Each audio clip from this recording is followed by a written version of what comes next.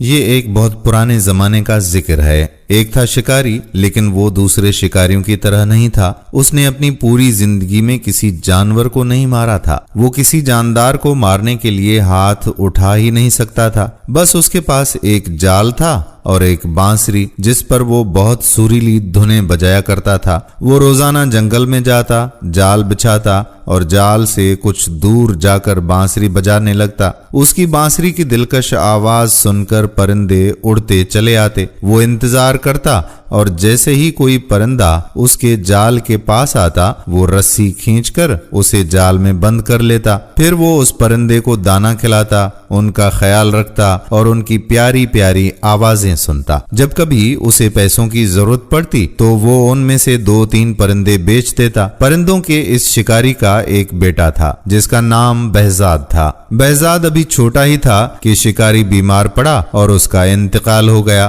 Behzad اور اس کی امی کے پاس جو پیسے تھے وہ جلد ہی ختم ہو گئے اور ان کے پاس کھانے کو کچھ نہ رہا۔ زندگی بڑی مشکل سے گزرنے لگی۔ بہزاد چھوٹا تھا مگر بہت ہمت اور صبر والا تھا۔ کام کاج میں اپنی امی کی مدد کرتا اور جو وقت ملتا اس میں وہ جنگل چلا جاتا جہاں اس کے ابو پرندے پکڑا کرتے تھے۔ آخر ایک روز اس نے اپنی ماں سے کہا کہ امی، اب میں بچہ نہیں رہا، 15 سال کا ہو گیا ہوں۔ ابو کے بعد آپ نے بہت محنت کی ہے، اب آپ مجھے ابو کا جال اور بانسری لا دیجئے، کل سے میں بھی جنگل جا کر پرندے پکڑوں گا۔ اس کی امی جانتی تھی کہ وہ بڑا بہادر لڑکا ہے اور جنگل کا چپا چپا اس نے دیکھ رکھا ہے، اس لیے انہوں نے اسے بانسری اور جال لا کر دے دیا۔ اگلی صبح بہزاد جلدی اٹھ گیا اور جنگل کو چلا۔ نہ اسے کسی چیز کا ڈر تھا، نہ یہ خیال کہ راستہ بھول جاؤں گا، کیونکہ وہ جنگل کے ایک ایک درخت کو پہچانتا تھا۔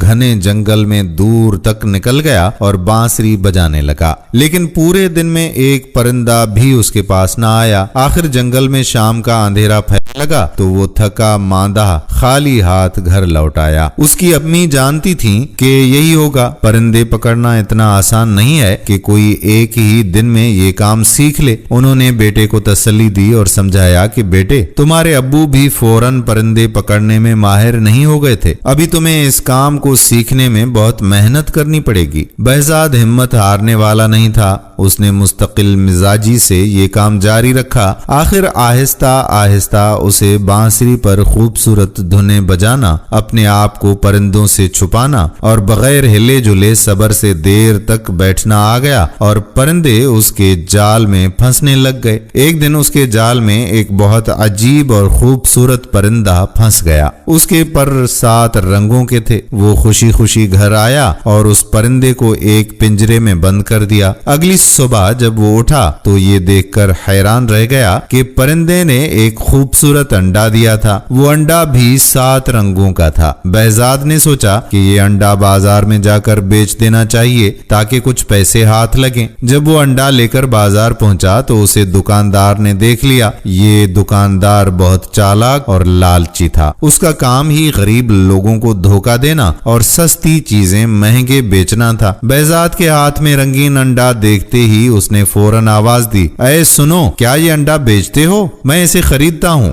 بہزاد جانتا تھا کہ وہ دکاندار برا آدمی ہے۔ اس کی چالاکی اور لالچ دیکھ کر بہزاد نے کہا، ہاں 10 روپے کا ہے۔ بہزاد کو یہ دیکھ کر حیرت ہوئی کہ چالاک دکاندار نے اس انڈے کی قیمت کم کرنے کی کوشش نہیں کی اور اسے 10 روپے دے کر انڈا لے لیا۔ بہزاد نے بازار سے سودا خریدا اور گھر آ گیا۔ اگلی صبح اس نے دیکھا کہ پرندے نے پھر ایک ویسا ہی رنگین انڈا دیا ہے۔ یہ انڈا بھی اس نے اس چالاک دکاندار کو بیچ دیا۔ اس طرح وہ پرندہ روزانہ ایک خوبصورت اور رنگین انڈا دیتا اور بہزاد اسے بیچ آتا اور یوں ماں بیٹے مزے سے زندگی بسر کرنے لگے۔ ایک دن بہزاد کو خیال آیا کہ یہ چالاک دکاندار اتنا مہنگا انڈا خرید کر کیا کرتا ہے، ضرور اسے بہت زیادہ قیمت پر آگے بیچتا ہوگا۔ یہ سوچ کر اس نے ایک دن دکاندار کا پیچھا کیا۔ دکاندار انڈا خرید کر محل میں پہنچا اور بہزاد سمجھ گیا کہ وہ دکاندار اس سے روز روزانہ انڈا خرید کر بادشاہ کو مہنگے داموں بیچ آتا ہے۔ بہزاد نے سوچا کہ کیوں نہ میں خود انڈا لے کر بادشاہ کے پاس جاؤں اور زیادہ رقم پاؤں۔ اس نے ایسا ہی کیا۔ بادشاہ نے اسے ایک انڈے کے 100 روپے دیے۔ جب چالاک دکاندار نے دیکھا کہ بہزاد اب اسے انڈے نہیں بیچتا بلکہ خود محل میں جا کر بادشاہ کو بیچ آتا ہے تو اسے بڑا غصہ آیا۔ بہزاد کو سبق سکھانے کے لیے وہ ایک دن بادشاہ کے پاس گیا اور کہا کہ بادشاہ سلامت، آپ بہزاد سے اتنا مہنگا انڈا کیوں خریدتے ہیں؟ یہ انڈے تو آپ کو بالکل مفت میں مل سکتے ہیں۔ بہزاد کے پاس ایک عجیب اور خوبصورت پرندہ ہے جو یہ انڈے دیتا ہے، آپ اس سے یہ پرندہ چھین لیجئے، آپ کے پاس انڈا اور پرندہ مفت میں ہوں گے۔ بادشاہ نے بہزاد کو حکم دیا کہ پرندہ فوراً لے آؤ۔ بہزاد سمجھ گیا کہ یہ چالاک دکاندار کی شرارت ہے، کیونکہ بادشاہ اتنا بے وقوف ہے کہ وہ کبھی یہ نہیں سوچ سکتا کہ انڈے کہاں سے آتے ہیں، لیکن وہ مجبور تھا کیونکہ بادشاہ کا حکم نہ ماننے پر اسے کوئی سخت سزا بھی دے سکتا تھا۔ بہزاد نے اپنا پرندہ بادشاہ کو دے دیا، لیکن اس نے ہمت نہیں ہاری۔ اس نے اپنی بانسری اور جال اٹھایا اور جنگل کو نکل گیا۔ اس نے ایسی دلکش بانسری بجائی کہ جنگل کے کونے کونے سے پرندے نکل نکل کر اس کے پاس آنے لگے۔ اس کے جال میں کبھی تیتر پھنستا، کبھی فاختہ تو کبھی بلبل۔ ان کو بیچ کر دونوں ماں بیٹے ہنسی خوشی زندگی گزارنے لگے۔ بہزاد پورے شہر میں مشہور ہو گیا۔ جب کسی کو کوئی پرندہ پالنا ہوتا وہ بہزاد کے پاس آتا اور اس سے پرندہ خرید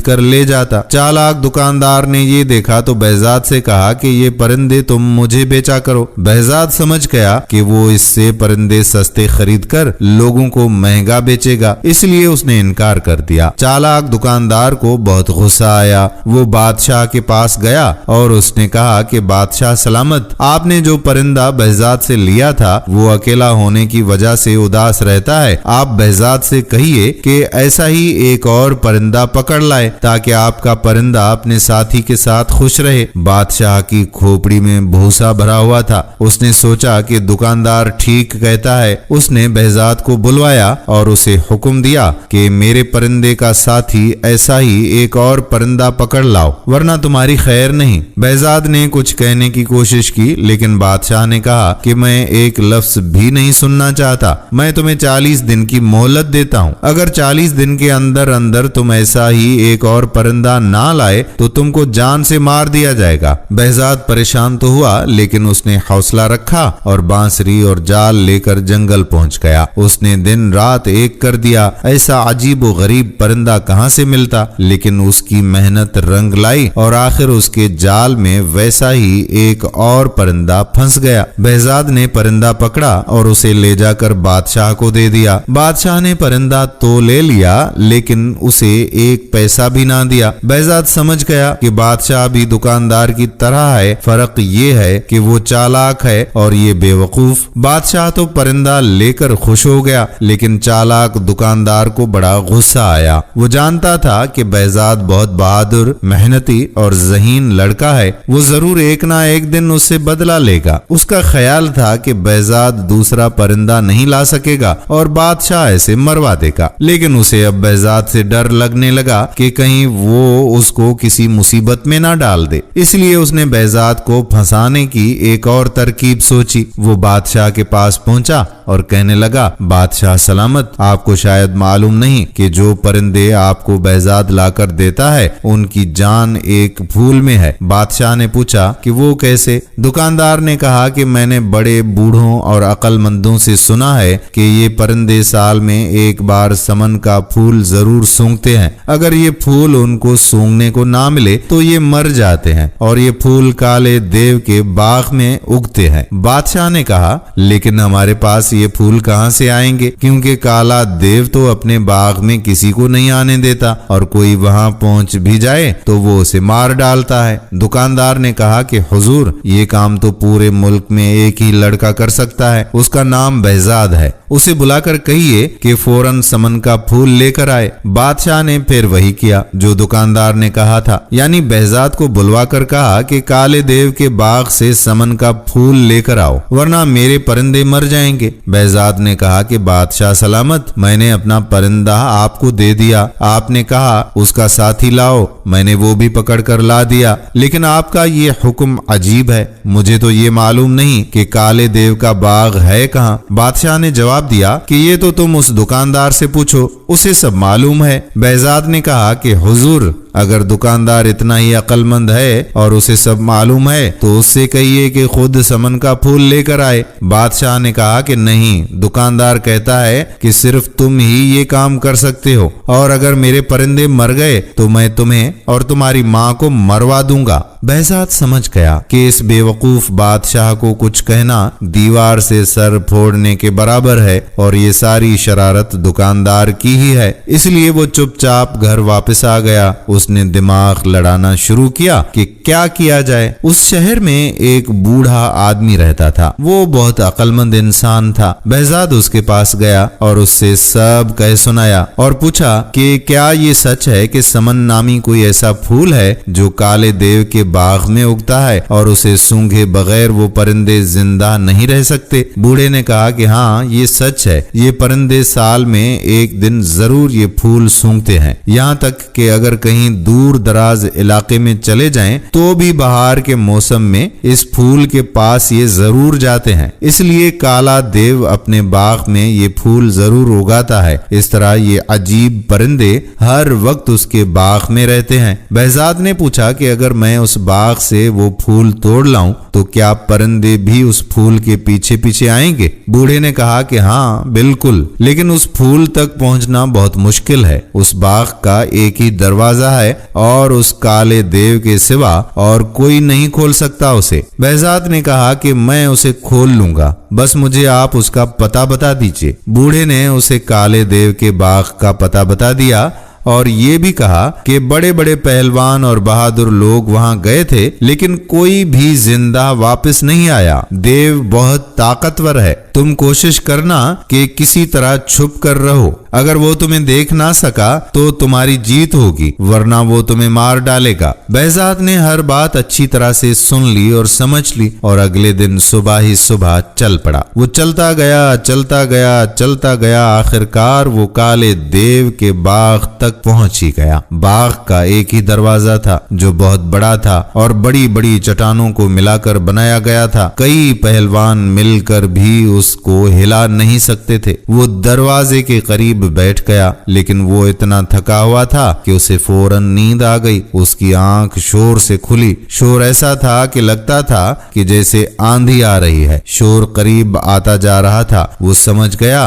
कि काला देव बाग के अंदर जा रहा है। वो फौरन छुप गया। देव उसे ना देख सका और उसके करीब से गुजर गया। बहजाद को ऐसा लगा कि जैसे कोई पहाड़ उसके बराबर से गुजर कर जा रहा है। देव ने बाग का दरवाजा खोला। बहजाद सांस रोके दबे पांव उसके पीछे पीछे चला और जैसे ही वो बाग के अंदर गया, बहजाद भी अंदर चला गया और फौरन एक झाड़ी के पीछे छुप गया। जंगल में परिंदे पकड़ने के काम में उसे बहुत देर तक हिले बगैर छुप कर रहना पड़ता था। ये आदत उसे यहाँ बहुत काम आई। देव को पता भी नहीं चला कि कोई उसके पीछे पीछे बाग के अंदर आ गया है। वो बाग बहुत खूबसूरत था। उसमें अजीब अजीब रंग के ऐसे फूल थे कि बहजाद दंग रह गया। उसमें ऐसे परिंदे थे जो उसने पहले कभी नहीं देखे थे। बहजाद रात को वहीं छुपा रहा। सुबह काला देव फिर बाहर आया। शायद वो शिकार की तलाश में जा रहा था। जब देव चला गया तो बहजाद झाड़ी के पीछे से निकला